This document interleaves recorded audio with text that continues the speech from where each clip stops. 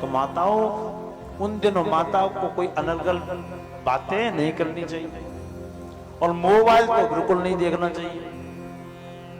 TV देखे तो फालतू की चीजें ना देखे। एक दिल के टुकड़े 1000 हुए, एक यहाँ गिरा एक वहां गिरा। अब गाना सुनने और बनाने वालों को दोनों को शर्म नहीं, दिल के 1000 टुकड़े हो गए, मरे फिर भी नहीं।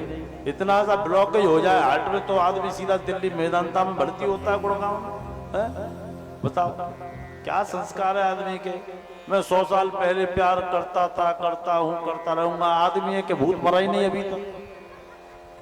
हाँ, समझ में नहीं आता क्या है।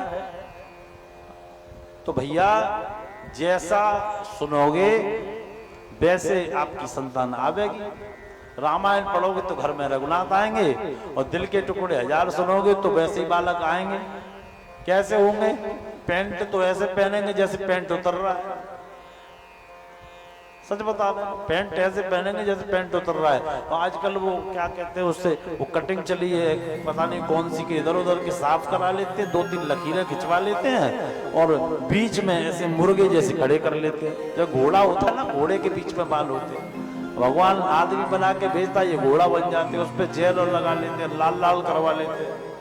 अच्छा, माताओं का भी मैंने देखा है वैसे वैसे काले बाल करने के लिए बेचैन रहेंगी। मैं अभी मुंबई था 2019 में, तो मैंने देखा कई माताएं बाल आधे सफेद आधे काले। तो हमने कहा मतलब मेरे मुंह से माता जी निकल गया। तो नाराज होगी, हम आपको माता जी दिखते? हमने कहा आपके बाल सफेद है।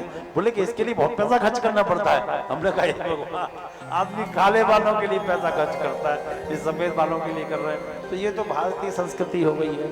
जब ऐसी हम लोग हरकतें करेंगे तो हमारे घर में राम जी जैसा बालक नहीं आएगा। हमारे घर में कैसा बालक आएगा वो आप खुद ही समझ, संस्कार विहीन होगा। और देखो कैसे करते हैं, देखो ड्रेसिंग टेबल के सामने खड़े हो गए, ऐसा करके ऐसा करके। मम्मी पापा कहते हैं हमारा लड़का रणवीर कपूर बनना है। ये रणवीर कपूर नहीं बनना, ये तिकारी नगर के चौराहे पे पिटने के लक्षण कर रहा है। किसी दिन इतना पिटेगा कि रणवीर कपूर ही बना रखा है। इसलिए गीता रामायण पढ़ो। एक बार दिल्ली गए हम लोग, जाते ही रहते हैं। आपकी खाटू श्याम की कथा है दिल्ली में, 3 दिवसीय श्याम बाबा की कथा है, तो वो हमको करने जानी है दिल्ली बुद्ध विहार में। तो एक बार हम सब लोग गए, तो 2015 की बात है। एक सेठ जी के यहाँ भोजन था, गए तो सेठ सेठा जी ने तो पैर पखारे जैसे संस्कार होते हैं वैसे ही किया और अंदर ले जाके हमें बिठा दिया।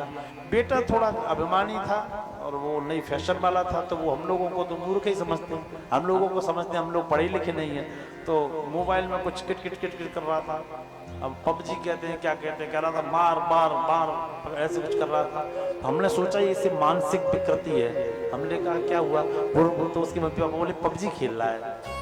हमने कहा अच्छा ठीक है। तो उसकी मम्मी बोली बेटा महाराज जी आए, पैर छू लो। आप बोला अब उसकी मम्मी ने शिकायत करी पापा से, देखो मान नहीं रहा, कितना ढीठ हो गया है, बिगाड़ लिया तुमने, महाराज जी के पैर नहीं छू रहा। अब पापा गए, पापा ने चुटकी दी,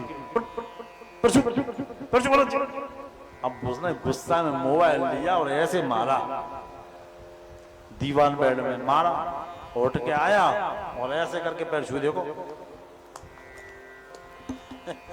हमारे लगने लगी। अब लोग बोले हमारे साथ कुछ लोग रहते थे पहले, अब नहीं है, बोले महाराज जी ये ऐसे पैर क्यों छू रहा है, बिल्कुल बेवकूफ है। हमने कि ऐसे इसलिए छू रहा है कि इसका पबजी छूट गया। ये कह रहा है कि तुम्हारे पैरों की वजह से हमें उठना पड़ा, जिस दिन तुम्हारे दोनों टूट जाएंगे उस दिन हमारी छाती की आग ठंडी होगी। ये स्थिति है। तो भैया हम हाथ जोड़ के कहते हैं माताओं से कि हंसने का विषय नहीं है।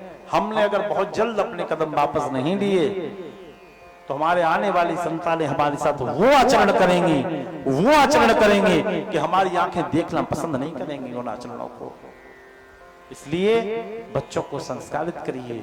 बच्चे संस्कारित कब होंगे? जब हम संस्कारित होंगे।